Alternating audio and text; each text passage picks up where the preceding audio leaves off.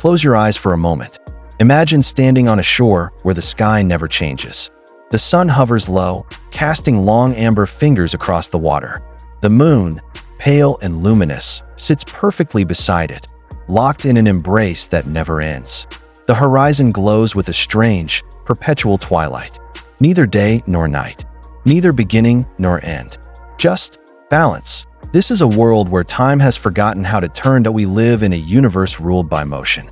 Stars are born, planets spin, moons orbit. Everything dances to the rhythm of gravity and light. But what if, just once, the music stopped? What if the sun and moon aligned forever, frozen in a cosmic handshake that never broke? What would happen to the skies? To the oceans? To us? It sounds like a dream.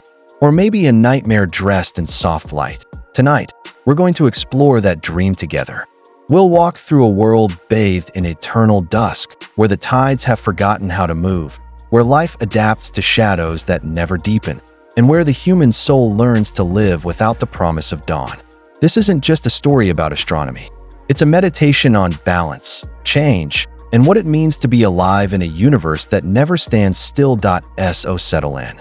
Let the world outside fade, and let's step into the twilight. Together, to understand a world where the sun and moon align forever. We first have to understand why they don't. Right now, as you rest, the Earth is spinning beneath you at over 1,000 miles per hour. You don't feel it, but you're riding a cosmic carousel, tilted and whirling through space. Above you, the moon circles Earth in a slow, graceful arc, completing one orbit every 27 days. And far beyond, the sun, our ancient, burning star, holds us in its gravitational grip, pulling Earth through the void in a year-long loop. This is the ballet of the solar system, choreographed over billions of years. Perfected through collisions, chaos, and the patient hand of physics, the moon doesn't shine by itself. It glows only when the sun's light touches its surface, reflecting that brilliance back to us. And because the moon orbits Earth, and Earth orbits the sun, the angles are always changing. Sometimes the moon stands between us and the sun, an eclipse. Sometimes it hides behind Earth's shadow, a lunar eclipse. But these moments are brief, rare, fleeting. Why? Because alignment is a fragile thing. The moon's orbit is tilted by about 5 degrees, compared to Earth's path around the Sunday. That small tilt is enough to keep the three bodies from lining up perfectly most of the time. Eclipses happen only when the geometry is just right, when the moon crosses the plane of Earth's orbit during a new or full moon. And even then, the alignment lasts for minutes, hours at most. The universe doesn't like stillness. It prefers motion, variation, change. Orbits wobble, tides shift, gravity nudges everything into new rhythms.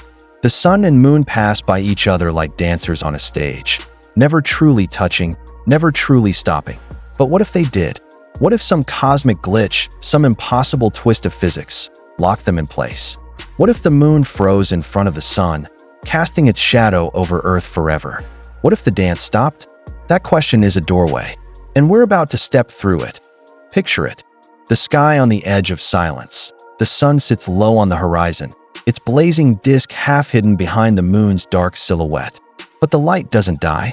Instead, it bends, wraps around the moon's edges like liquid gold. The sun's outer atmosphere, the corona, blooms outward in delicate white streamers. The sky above is a bruised violet, fading to amber near the ground. Stars begin to peek through, faint and shy, as if uncertain whether they belong. This is the world of the eternal eclipse. A world suspended in amber light. Across the landscape, everything is softer. Colors are muted, like an old photograph. Shadows stretch endlessly, their edges blurred. The air feels cooler, quieter, as if the world itself is holding its breath. Rivers reflect not one light, but two, the sun's faint glow and the moon's pale crescent. Forests stand still, their leaves no longer rustling with the urgency of day or the stillness of night. There is no sunrise to wake you, no sunset to guide you to rest. Just this, an endless dash between in cities. Streetlights stay on forever, though no one is quite sure if they're needed. People walk through twilight streets, their faces bathed in silver and gold. Time becomes strange. Is it morning? Evening? Without the sun's rise and fall, the hours blur together. Watches tick, but they feel arbitrary. The rhythm of life, so deeply tied to the cycle of light and dark, begins to unravel. Children grow up never knowing full daylight. They hear stories of the sun's brightness, the way it burned the sky blue, the way it made shadows sharp and colors vivid.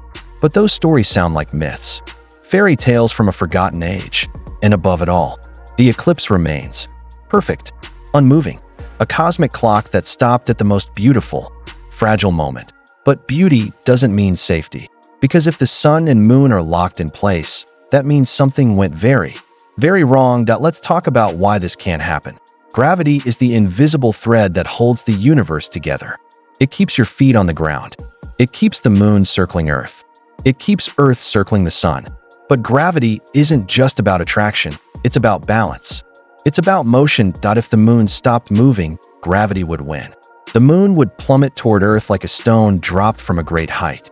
If Earth stopped moving, it would spiral into the sun, consumed in a fiery embrace. The only reason we're safe is because everything is falling, but moving sideways fast enough that it never hits the ground. Orbits are controlled falls. Perpetual free fall. Now imagine trying to hold the sun and moon in perfect alignment without motion.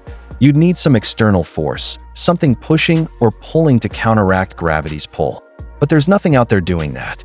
No invisible hand. No cosmic anchor. Even if you could somehow pause the moon in front of the sun, tidal forces would tear the alignment apart. The sun's gravity pulls on the near side of the moon harder than the far side, creating stress. Over time, that stress would stretch the moon, deform it, maybe even rip it apart. The same thing happens to Earth. Our planet bulges slightly toward and away from the moon, creating the tides that are in a perpetual alignment. Those tidal forces would become monstrous. The moon would deform. Earth would crack. The delicate balance that keeps both bodies stable would shatter. And yet, isn't there something beautiful about the idea? Two celestial bodies defying entropy, holding each other in place through sheer impossibility. A cosmic love story written in physics, doomed, but eternal. The universe doesn't allow perfection. It allows process, change, decay, renewal. But just for tonight, let's pretend. Let's live in the impossible. Let's imagine what happens when the tides forget to move. The ocean has a memory. Twice a day, the water rises. Twice a day, it falls. This rhythm is ancient, older than continents, older than life itself. It's driven by the moon's gravity, which pulls the ocean toward it, creating a bulge of water on the side of Earth facing the moon. And because Earth is spinning, we pass through that bulge, experiencing it as high tide. The sun also creates tides, though they're weaker. When the sun and moon align during a new or full moon, their tidal forces combine, creating spring tides, unusually high highs and unusually low lows. When they're at right angles, their forces partially cancel, creating neap tides, gentler, less dramatic. But in a world where the sun and moon are aligned forever, there are no neap tides. No relief. Only the combined, unending pull of both celestial bodies, locked in place. Imagine the ocean responding. Slowly, over days or weeks, the water shifts. It moves toward the side of Earth facing the eclipse and the side facing away, creating two massive, permanent bulges. Coastlines that were once dry are now drowned. Islands vanish beneath the rising water. Cities built near the sea are swallowed. Their streets turn to canals, their buildings to reefs. But elsewhere, the water retreats. Harbors that once bustled with ships are now empty plains. Coral reefs, exposed to air, die under the perpetual twilight. Entire ecosystems collapse as the water forgets its ancient rhythm, and the water doesn't move. High tide becomes a permanent state, not a moment, but a condition. Fishermen no longer check tide charts. There's nothing to check. The ocean has stopped breathing. Life, however, is stubborn. Some creatures adapt. Crabs that once lived in tidal zones migrate inland, following the new shoreline. Seabirds nest on the bones of drowned cities. Kelp forests grow in strange, still waters, their fronds no longer swaying with the pull of the moon. But the cost is high. The rhythm of the tides shaped evolution. Without it, entire branches of the tree of life wither. The ocean becomes quieter, calmer, and in some ways, lonelier. Yet even in this stillness, there is a strange peace. The water, no longer pulled back and forth, becomes a mirror. It reflects the eternal eclipse perfectly, a sky of gold and shadow, doubled in the depths below, above and below. Light and reflection, a world that has learned to live without change. But can we? Life on Earth is written in sunlight. Plants capture the sun's energy and turn it into sugar. Herbivores eat the plants. Predators eat the herbivores. The entire food chain is a long, complex love letter to the sun. And for billions of years, that love letter has been written in cycles. Day and night, summer and winter, growth and rest. But now, the sun is dimmed, locked behind the moon, its light reduced to a soft, persistent glow. Photosynthesis doesn't stop, but it slows. Plants grow more slowly, their leaves reaching desperately toward the faint light. Some species, adapted to shade, thrive. Others, dependent on full sunlight, wither, forests change. Tall trees, once competing for sunlight, lose their advantage. Understory plants, ferns, mosses, fungi begin to dominate. The world becomes softer, greener, more ancient-looking. Like a forest from the age of dinosaurs, when the air was thick and the light was dim. Animals adapt, too. Nocturnal creatures, owls, bats, foxes, find themselves in a paradise. Perpetual twilight is their natural element. They no longer need to hide during the day or compete with diurnal species. They become the dominant fauna, their eyes wide and reflective, perfectly suited to low light. Diurnal animals struggle. Birds that once sang at dawn fall silent. Their circadian rhythms, tied to the rising sun, are broken. Some species adapt, shifting their behavior to match the new light. Others vanish, and then there are humans that we are creatures of rhythm. Our bodies are tuned to the cycle of day and night. When the sun sets, our brains release melatonin, preparing us for sleep. When it rises, cortisol wakes us, sharpening our focus. But in a world without sunrise, those rhythms blur. Sleep becomes difficult. Some people sleep too much, drifting through life in a constant haze.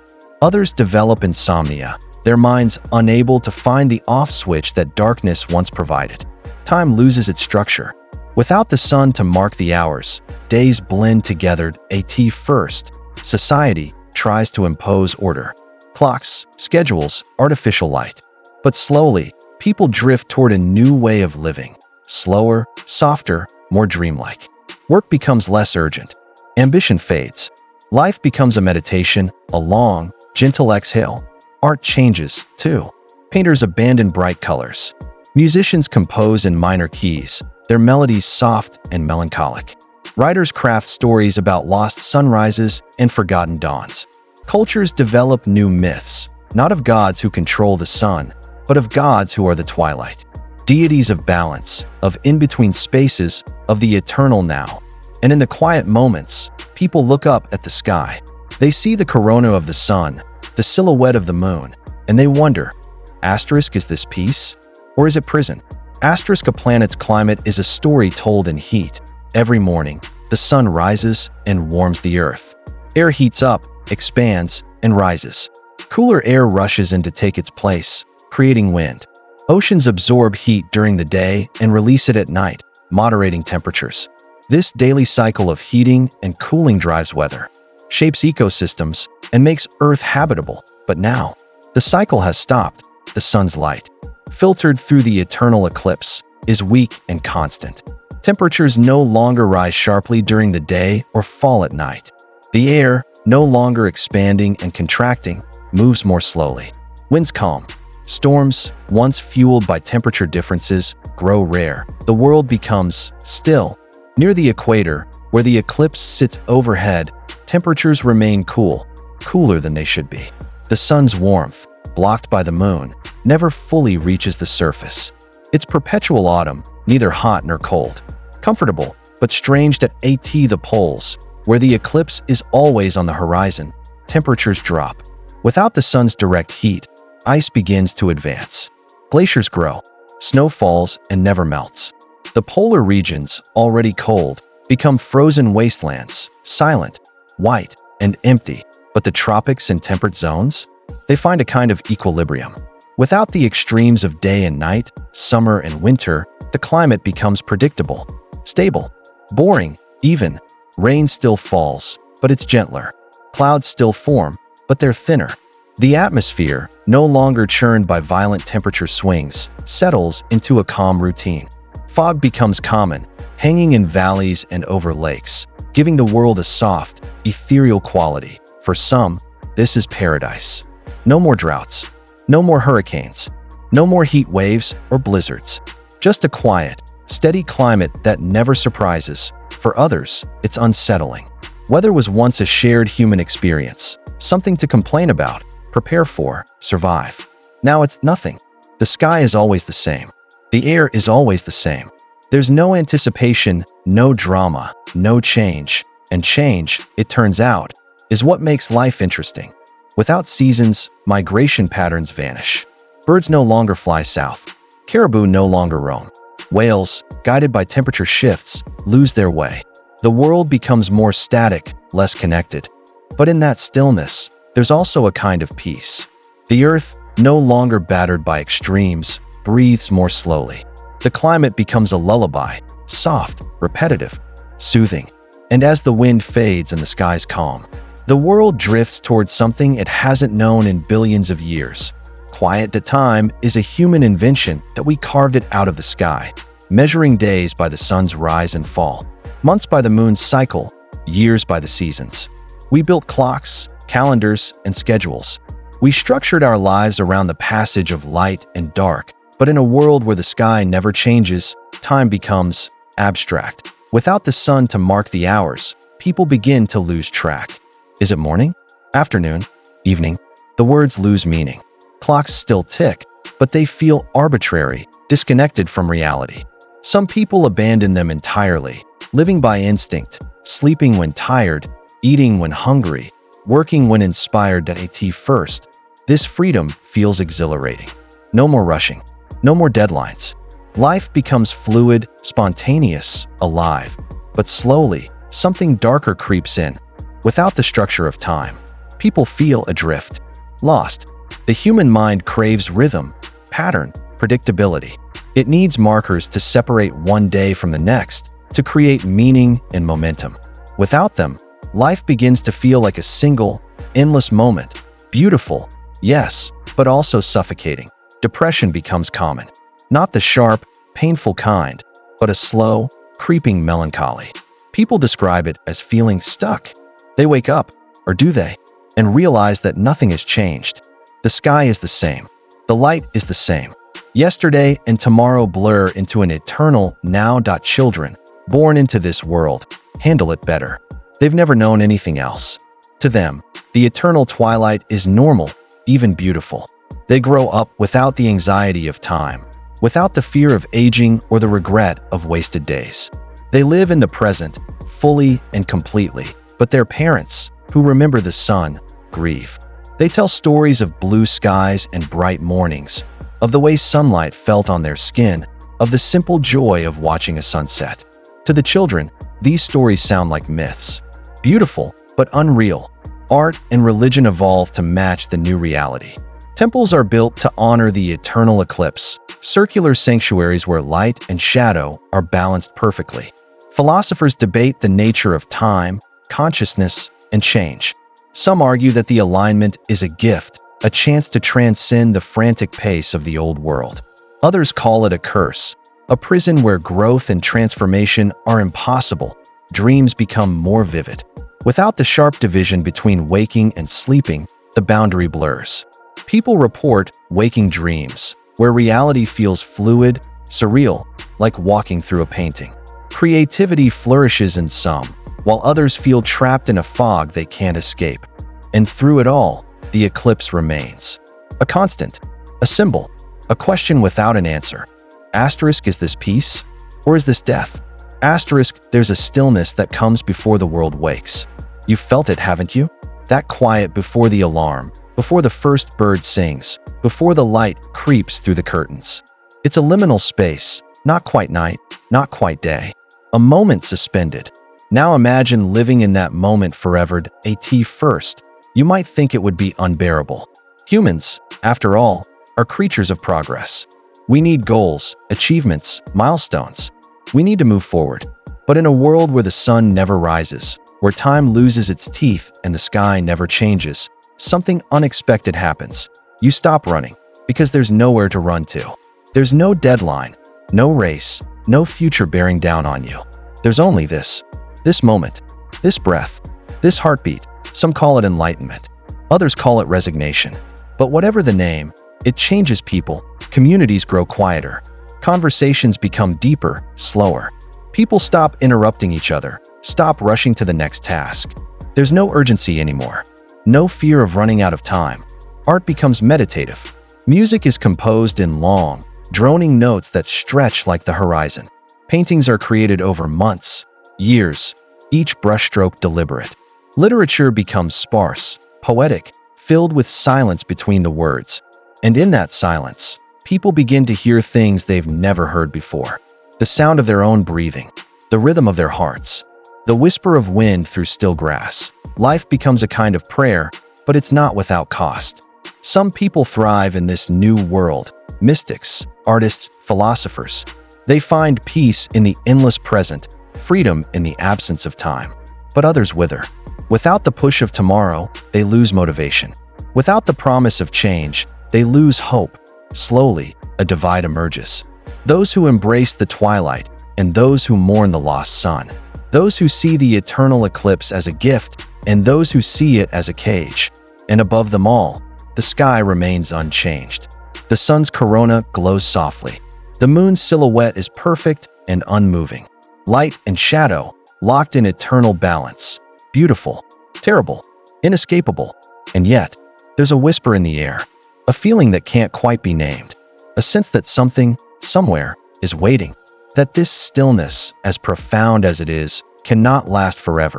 Because even the cosmos must breathe. Imagine you've lived your entire life in twilight. You've never seen the full sun, never felt its heat on your face, never watched it climb the sky, painting the clouds gold and pink and orange.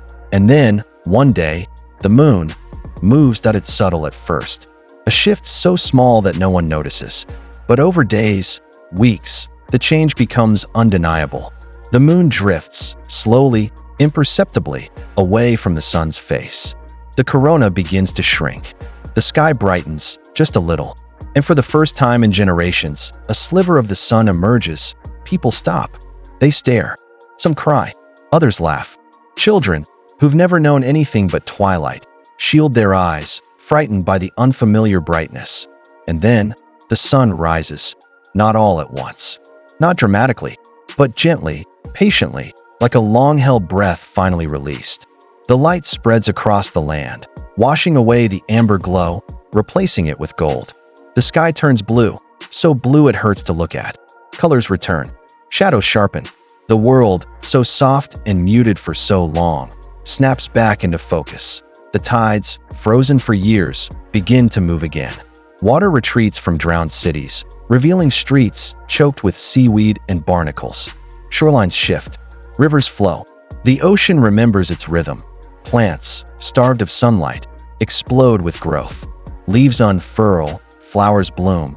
Seeds that have lain dormant for generations suddenly sprout. The world turns green, vivid, overwhelming green. Animals emerge from hiding. Birds sing, their songs tentative at first, then joyful. Insects buzz. The world hums with life, and people, they adapt.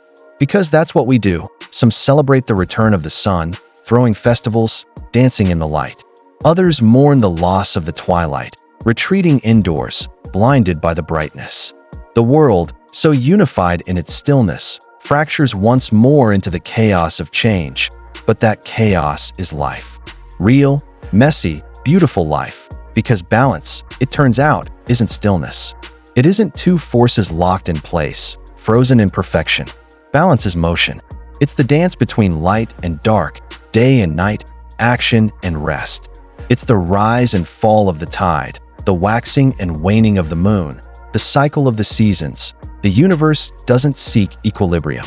It seeks rhythm, and as the sun climbs higher, as the moon drifts back into its orbit, as the cosmic dance resumes, the world exhales.